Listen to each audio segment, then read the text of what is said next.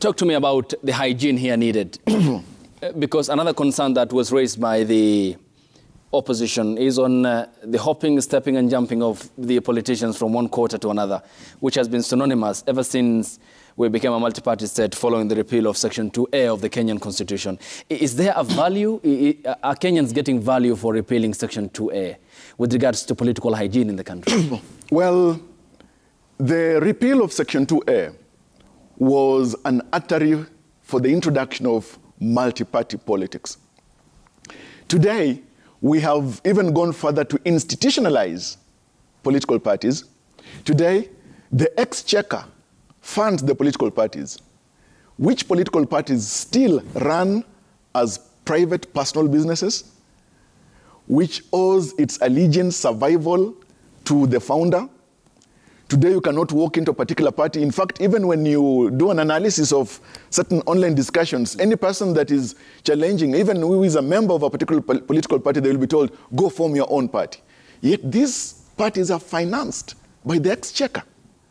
So it tells you that even though we have done fairly much and come so far when it comes to the legal framework, to introduce and bring and sustain hygiene and character in our political parties, and even enshrine values of good governance in the Constitution, those values don't seem to make sense to the political class. Okay. Yet the people are the ones who gave unto themselves this Constitution.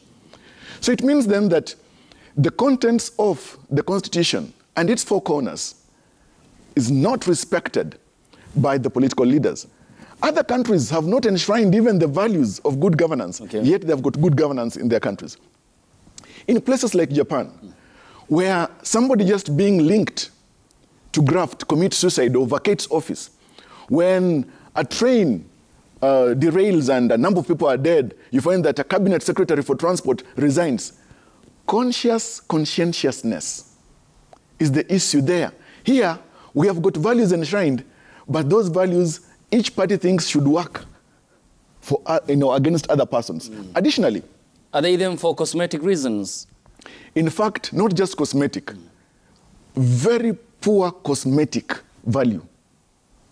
Because we can't have it there and then it means nothing. It's like having an effigy that is there for pictorial value or aesthetic value for purposes of onlookers. But other persons, no. Look at it this way.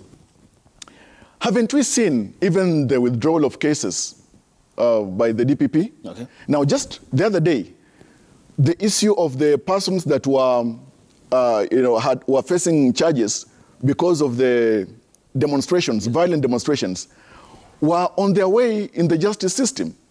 And there is this open, real possibility and fact that some cases already are on their way out. Question then arises, is the DPP serving political interests?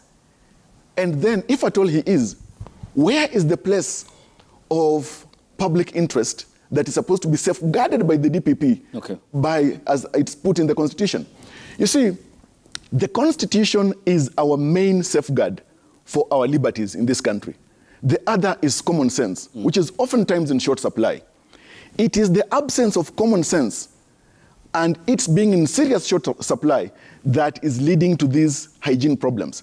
The carcinogenic nature of corruption budgeting in this country is what leads to the corruption that we witness that even Bina has been speaking about, where we have had COVID billionaires, we have had now the stadium millionaires, the dam billionaires, the Galana Kulalu irrigation billionaires. Yet nobody is asking these questions because if Ayub and Javas and Bina and others start asking these questions, we are accused of witch hunting. All right. And that's the problem. I'll come to you, Bina. Where then, Javas, do you place, for example, the lacking intertwined form of relationship that ought to be underpinning the criminal justice system?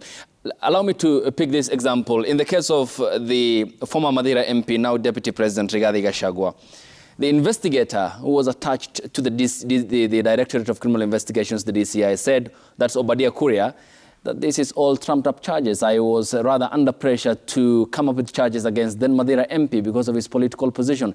I mean, weaponization of state institutions in the country when the shoe is on the other foot, and otherwise the opposite happens when the shoe isn't on the other foot.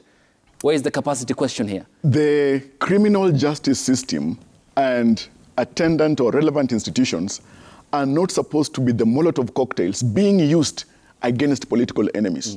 Sadly, we have turned even these offices, the office of the DPP, into a Molotov cocktail for political purposes.